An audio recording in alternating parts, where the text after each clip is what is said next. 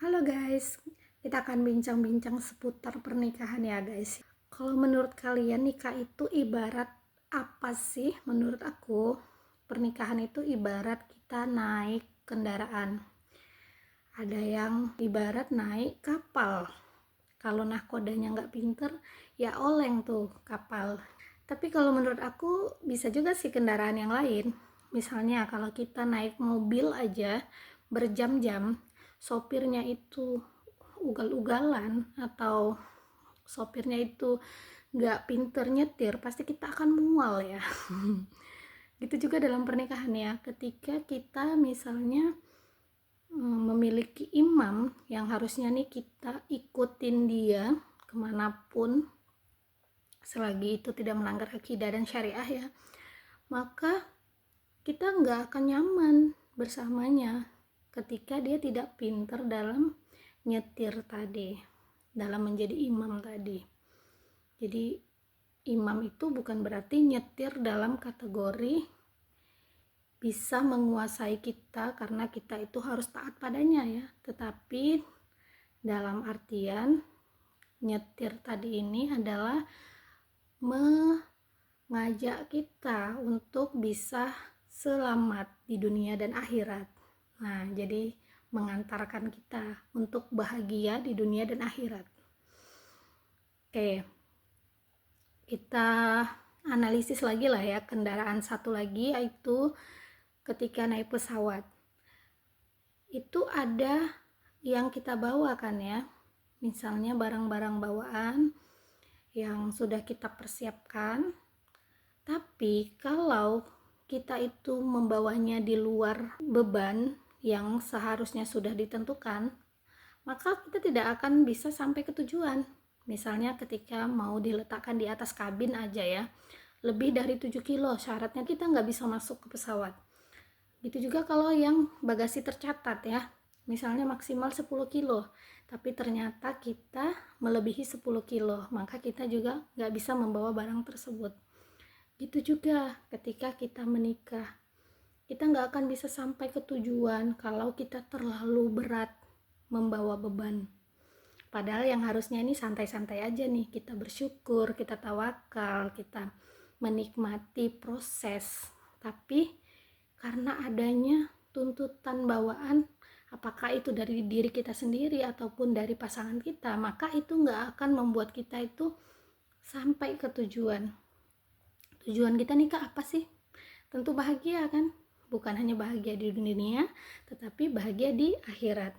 Bukan hanya bahagia di akhirat, tapi juga bahagia di dunia.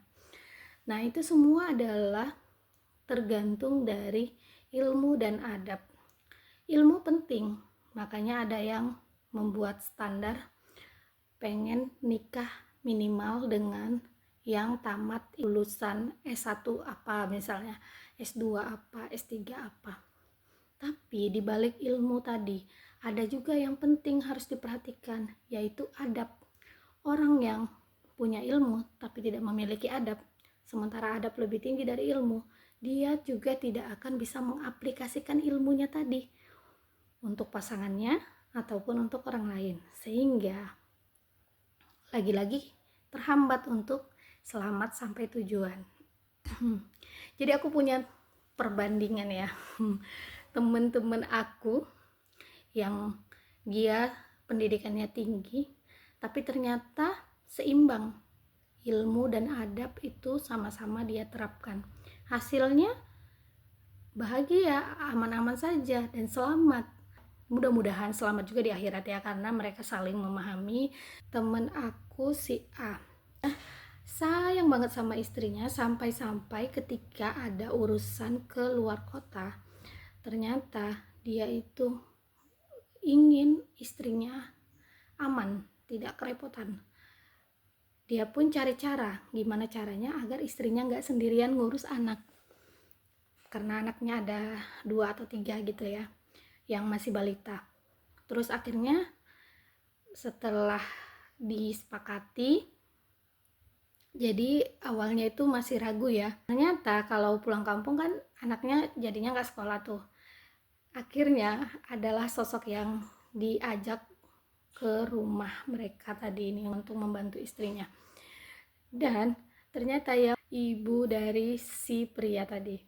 Nah, luar biasa ya. Jadi rela gitu ya untuk bisa membuat istrinya bahagia tadi dengan cara minta tolong ke ibunya.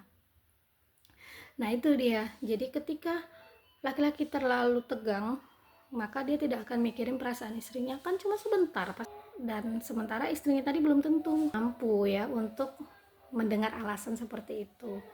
Nah, yang kedua nih, ada sosok suami tipe B. Jadi ketika keputusan keluar kota itu harusnya ditentukan H-3 sebelum pergi ya. Tapi belum ada keputusan nih, sampai pada akhirnya besok paginya orang semua sudah di bandara, dia baru muncul.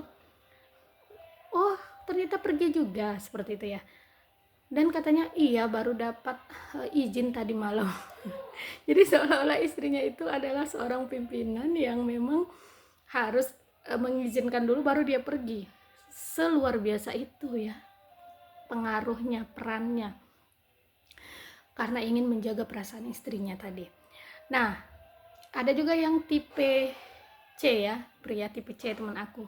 Ini walaupun dia dalam kendaraan OTW, tapi istrinya nelpon diladenin gitu, dan gak malu walaupun harus didengar oleh teman-temannya seolah-olah mereka lagi pacaran gitu ya. Padahal kalau dipikir-pikir, suami yang terlalu profesional pasti dia gak akan mau ngangkat telepon ketika emang lagi urusan kerja ya, kecuali kalau ada sangat penting banget, oke lah. Tapi kalau hanya sekedar say hello dan sebagainya, itu kan bisa chatting aja kalau misalnya mau minta oleh-oleh dan sebagainya gitu ya. Tapi ya itu dia tetap ladenin tanpa rasa malu. Yang penting istrinya bahagia. Luar biasa tipe A, B, C tadi ya. Nah, itu dari sisi orang yang berilmu tapi juga beradab, orang yang berpendidikan tapi juga beradab. Tapi ternyata ada satu lagi tipe D. Nah, itu suami aku. Walaupun dia pendidikannya tidak tinggi, tapi alhamdulillahnya aku selalu nyaman. Kata orang ya, kalau istri bekerja itu double stres. Karena apa? Mikirin pekerjaan diri. Aku tuh beruang sekarang, masih manusia ya. Tapi ya waktu masa-masa aku tuh dulu gajinya 6 bulan sekali, terus sama kasih sayangnya seperti itu. Nah, walaupun dia tidak punya ilmu magnet rezeki mungkin ya, dia nggak pernah ikut-ikutan seminar-seminar seperti itu, tapi dia tahu mempraktekannya karena mungkin pengalaman atau adab yang tuh dasarnya baik ya. Sehingga ya aku tahunya yang membuat rezeki lancar itu membahagiakan miracle angel, itu orang tua, mertua, istri, anak. Jadi orang tua mertua itu disatukan ya, makanya jadi 3. Dan dia udah mengupayakan agar bahagia semuanya, makanya ada perkembangan dari istrinya atau dari suaminya. Yang penting rezeki itu menghampiri keduanya ketika memang saling, suami bagian istri, istri bagian suami, dan begitu juga bagian orang tua, mertua, dan juga anak. Jadi tidak menjadi ukuran pendidikan, tapi yang menjadi ukuran adalah adab. Tapi kalau adab dan ilmu berdampingan ya bagus juga. Tapi artinya apa? Pendidikan ini tidak hanya berupa intelektual ya, tetapi ada pendidikan yang dia pelajari dari pengalaman, dari petunjuk-petunjuk yang Allah berikan, seperti ilmu laduni, ilmu-ilmu yang berupa rahmat Allah, kasih sayang Allah. Itulah yang belum tentu didapatkan oleh suami-suami orang lain, sehingga banyak istri yang terluka. Jadi bahkan ada yang sampai melakukan hal-hal di luar dugaan. Itu semua ya itu karena kurangnya ilmu dan adab. Demikian, semoga dapat menjadi pencerahan, kita mampu menjadi suami dan istri terbaik. Bye-bye.